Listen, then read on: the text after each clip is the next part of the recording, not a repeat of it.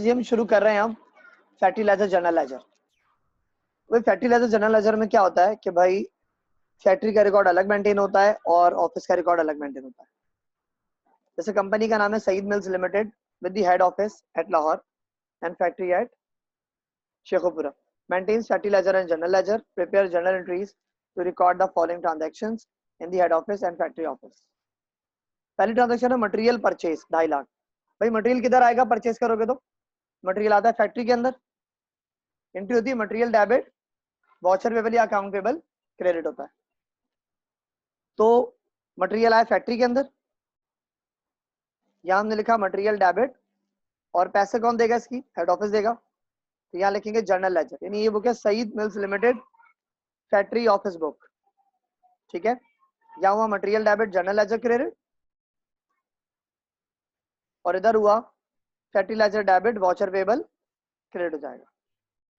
ठीक है, क्योंकि एंट्री थी material debit voucher payable credit या अकाउंट पेबल क्रेडिट, तो क्योंकि फैक्ट्री का खर्चा है इसलिए यहाँ लिख दिया फैक्ट्री लेजर डेबिट और पेमेंट यहाँ से होनी तो वॉचर पेबल क्रेडिट। वहां की एंट्री बन रही है मटेरियल डेबिट अकाउंट पेबल या वॉचर पेबल क्रेडिट था, तो पेमेंट क्योंकि ऑफिस से होगी तो यहाँ लिखा हमने फैक्ट्री में जर्नल लेजर। ये हो गई हमारी पहली एंट्री। अब आते हैं दूसरी की तरफ। Payroll consisting direct labour 5 lakhs, indirect labor 18,000, sales salary 17,000 and office salary 15,000 was paid after deducting of 10% income tax। तो भाई इसकी सैलरी कुछ इस तरीके से पे होती है। डायरेक्ट लेबर है कितना? 5 लाख। लेबर का यूज होता है फैक्ट्री के अंदर, ये खर्चा फैक्ट्री का है, तो वर्क इन प्रोसेस लेबर हो जाएगा डेबिट 5 लाख से, और इनडायरेक्ट लेबर यानी फैक्ट्री रेट कंट्रोल डेबिट हो जाएगा 18,000 से। ठीक है, दोनों अपने यहाँ डेबिट करें 5,18,000 और यहाँ लिख दिया फैक्ट्री पेरोल क्रेडिट। यहाँ पे हो जाएगा फैक्ट्री पेरोल डेबिट और जर्नल लेजर क्रेडिट, क्योंकि इसकी पेमेंट ऑफिस से होनी है। लेबर की जो भी सैलरी होगी पे कौन करेगा? ऑफिस पे करेगा। तो यहाँ लिखेंगे फैक्ट्री पेरोल डेबिट और जर्नल लेजर क्रेडिट 5,18,000 से। इसी की 2 एंट्रियां बन रही है। ऑफिस में क्या बनाएंगे आप इसको? ऑफिस में लिखेंगे अब खर्चा जो है आपका 2 तरह का है, सेल सैलरी भी ऑफिस की भी और फैक्ट्री की भी है, यानी तीनों खर्चों की सैलरी आ रही है। डायरेक्ट लेबर यानी फैक्ट्री का, इनडायरेक्ट लेबर ये भी फैक्ट्री का, सेल सैलरीज और ऑफिस सैलरी। ठीक है, सेल सैलरी 17,000 है, ऑफिस सैलरी 15,000 है, ये तीनों ऐसे आ जाएंगी। Sale salary expense 17,000, office salary expense 15,000 और फैक्ट्री लेजर यानी जो 5,18,000 का अमाउंट था हमारा यहाँ पर फैक्ट्री पेरोल, ये भी यहाँ पर आ जाएगा, प्लस करके पेरोल हो जाएगा क्रेडिट कि लेबर को टोटल सैलरी देनी है 5,50,000। पहले ये वाली एंट्री बनेगी, बी की 1 ये होगी, उसके बाद दूसरी एंट्री होगी टोटल पेरोल कितना बन रहा है 5,50,000। सवाल में कह रहा है इनमें से इनकम टैक्स आपने माइनस किया, क्या माइनस किया? कह रहा है इनकम टैक्स आपने 10% डिडक्ट किया, तो 550 का 10% 55,000 आया। तो पेरोल डेबिट 550 से, इनकम टैक्स पेबल 55,000 से माइनस किया तो एक्रूड पेरोल, एक्रूड कहते हैं लेबर की पेमेंट कितनी बन रही है, पैसे देने कितने, एक्रूड पेरोल है 495।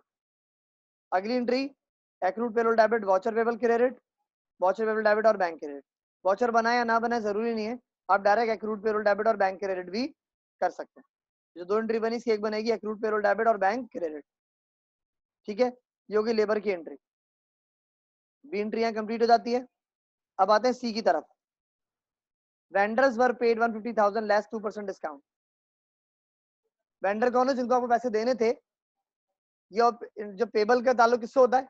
ऑफिस से होता है, तो डायरेक्ट ऑफिस में एंट्री बननी है, यानी आपको क्या हो जाएगा वॉचर पेबल डेबिट 1.5 लाख से और 2% डिस्काउंट कितना बनेगा? 1.5 लाख का 2% बनेगा 3,000। कितना बनेगा? 3,000 बनेगा। ठीक है, माइनस करेंगे और बैंक क्रेडिट हो जाएगा 47,000 से, यानी watcher payable debit, purchase discount credit और बैंक क्रेडिट। यहाँ तो कोई मसला? ओके, अब बढ़ते हैं आगे। सी एंट्री हो गई। सी एंट्री का फैक्ट्री से कोई ताल्लुक नहीं है, तो यहाँ सी का कोई जिक्र यहाँ पर इसलिए नहीं आया फैक्ट्री ऑफिस के अंदर, क्योंकि पेमेंट पेबल का जितना भी ताल्लुक होता है वो आपका क्या नाम है ऑफिस से होता है, फैक्ट्री से नहीं होता। तो इसकी पेमेंट डायरेक्ट क्या हो जाएगी? ऑफिस से ही हो जाएगी। डी पे आते हैं। Goods costing 1 lakh were sold for 150,000। तो भाई जो सेल का अमाउंट है ये तो ऑफिस से ही बनेगा, तो यहाँ लिखेंगे आप अकाउंट रिसीवेबल डेबिट और सेल्स क्रेडिट 1.5 लाख से। लेकिन जो कॉस्ट है, कॉस्ट का ताल्लुक किधर से होता है? फैक्ट्री से होता है।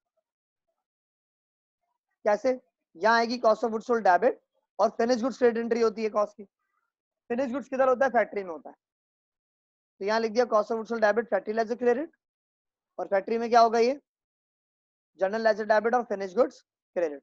बेसिक एंट्री क्या है? Cost of goods sold debit finish goods credit, cost of goods sold office से मेंटेन हो रहा है और फिनिश गुड्स फैक्ट्री में मेंटेन हो रहा है। ठीक है, 1 लाख से एंट्री बन गई सारी। ओके बच्चों, समझ आ गया आप लोगों को? Thank you very much.